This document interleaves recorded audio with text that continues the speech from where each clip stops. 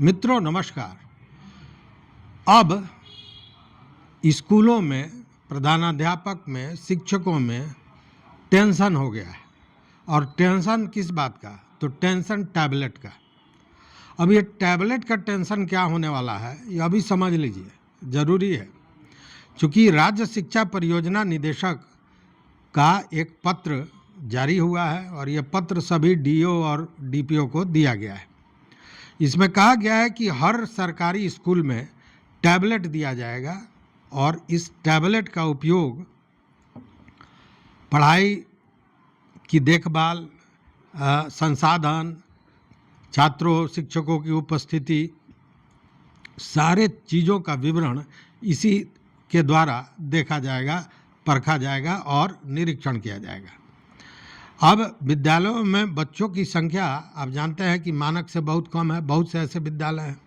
तो ये सारी चीज़ें अब पकड़ी जाएंगी। चूँकि आपको पिछले बार हमने बताया भी था कि अब जो छात्र होंगे उनकी उपस्थिति भी बायोमेट्रिक्स के आधार पर होने जा रही है। और बहुत सा ऐसा जगह है, बहुत से ऐसे स्कूल है जहाँ पे पढ़ाई का वातावरण नहीं है, शिक्षक किसी दूसरे गतिविधि में लगे रहते हैं। ये सारी शिकायतें लगातार मिलती रही हैं। अब इस टैबलेट के द्वारा पूरी तरह डिजिटल निगरानी विभाग द्वारा किया जाएगा। बिहार शिक्षा परियोजना परिषद के राज्य परियोजना निदेशक मयंक बरवड़े ने सभी डीओ और डीपीओ को बाकायदा निर्देश देते हुए पत्र भेजा है और ये बताया गया है कि 3 निजी कंपनियां हैं जो कंपनियां टैबलेट मुहैया कराएंगी, मतलब वो टैबलेट की आपूर्ति करेंगे। अब जो टैबलेट दिया जाएगा उसमें बाकायदे IMEI जो नंबर होता है किसी भी इस तरह के गजट का, वो भी दिया जाएगा और साथ में पूरी तरह यह पहचान करने के बाद दिया जाएगा। एक स्कूल को 2 या 3 टैबलेट छात्रों की संख्या के आधार पर दिए जाने की बात है। वहीं टैबलेट के साथ वितरण रसीद, उपयोग करने की पुष्टि और फोटो प्रमाण पत्र अनिवार्य होगा। मतलब जब टैबलेट आपको दिया जाएगा तो उसकी बाकायदे रसीद की प्राप्ति करनी होगी और साथ में उपयोग की पुष्टि आपको करनी होगी। मतलब कि जब टैबलेट आपको दिया जाएगा तो उसको संचालित किया जाएगा, चलाया जाएगा और वो उपयोग के योग्य है कि नहीं इसकी भी पुष्टि होनी चाहिए और साथ में फोटो प्रमाण पत्र भी देना होगा। अब जो विद्यालय के प्रधानाध्यापक हैं और एक शिक्षक, मतलब एक स्कूल में 2 लोग ऐसे होंगे जिनको इस टैबलेट को चलाने का, उसको संचालित करने का और उसको संधारित करने का काम दिया जाएगा। इसके लिए 2 लोगों को प्रशिक्षित किया जाएगा, एक प्रधानाध्यापक और एक शिक्षक को।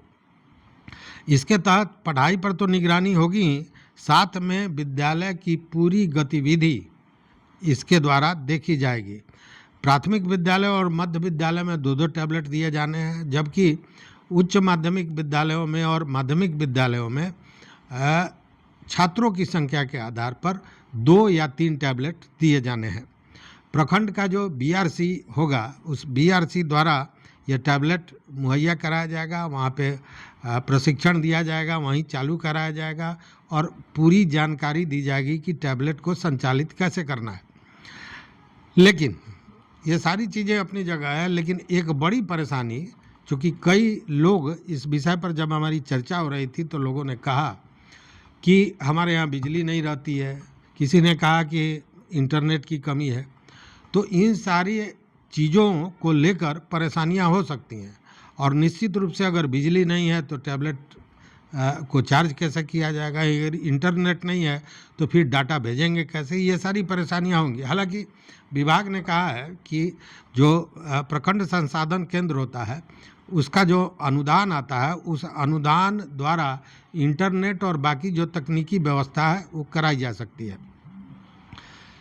लेकिन इतना तो अब तय है कि टैबलेट आ गया तो टैबलेट आ गया तो उसी के आधार पर आपको छात्रों की उपस्थिति होगा, पाठ्यक्रम किस तरह चल रहा है, कितनी पढ़ाई हो रही है उसकी निगरानी भी होगी, परीक्षा का परिणाम भी टैबलेट पर आपको देना पड़ेगा। मध्याह्न भोजन किया सारा विवरण देना पड़ेगा। विभागीय कोई निरीक्षण आता है तो उसकी भी जानकारी देनी है। मतलब कि सांगोपांग पूरी तरह ये डिजिटल निगरानी ये टैबलेट करेगा। मतलब टैबलेट टेंशन बनेगा स्कूल के लिए। और डीओ कार्यालय को ये कहा गया है कि जो चीज़ें डीओ कार्यालय में भेजी जाएंगी प्रतिदिन, उसको जो है सो भेज देना है विभाग को। मतलब डीओ कार्यालय उस डाटा को विभाग को भेजेगा और विभाग भी इस पर निगरानी रखेगा। मतलब कि अब सारी चीज़ें डिजिटली होंगी, उपस्थिति से लेकर और निरीक्षण तक। तो निश्चित रूप से ये कहीं ना कहीं टेंशन का विषय है। लेकिन आपको बता दें कि स्कूल 23 तारीख को खुल रहा है। आज हम 21 तारीख को बात कर रहे हैं और 23 तारीख को जो स्कूल खुल रहा है उसमें जो टाइम टेबल है उसमें परिवर्तन हो गया है। अब स्कूल 9:30 से 4 बजे तक चलेगा। मतलब स्कूल खुल जाएगा 9 बजे और 9:30 में स्कूल शुरू होगा। 9:30 से 10 बजे तक आधे घंटा तक जो प्रार्थना और अन्य जो क्रियाकलाप होता है वो कराई जाएगी। असेंबली लगेगा बच्चों का। और उसके बाद 10 से 10:40, 10:40 से 11:20 और 11:20 से 12 बजे तक 3 वर्ग होंगे। उसके बाद 12 से 12:40 तक मध्यांतर होगा, मतलब टिफ़िन का मौका होगा। और उसके बाद 5 कक्षाएं होंगी, मतलब 3 कक्षा पहले और मध्यांतर के बाद 5 कक्षा।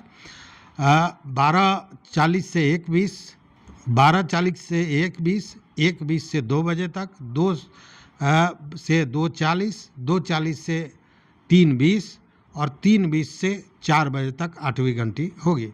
4 बजे छुट्टी हो जाएगी। तो ये थोड़ा परिवर्तन भी हुआ है टाइम टेबल में। तो अब सोमवार से ही होने जा रहा है और सोमवार से ही ये टैबलेट की प्रक्रिया भी शुरू होने जा रही है।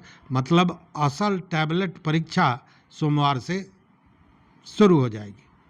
तो देखते हैं कि ये कितना कारगर होता है सिस्टम और ये जो डिजिटल निगरानी है वो कितना व्यवस्था में सुधार ला सकता है। तो इस वीडियो में बस इतना ही। देखते रहिए मत अभिमत। मित्रों, चैनल पर नए हो तो सब्सक्राइब कीजिए, लाइक कीजिए, दोस्तों के साथ शेयर कीजिए और अपना विचार जरूर दीजिए। बहुत बहुत धन्यवाद। कोटि आभार।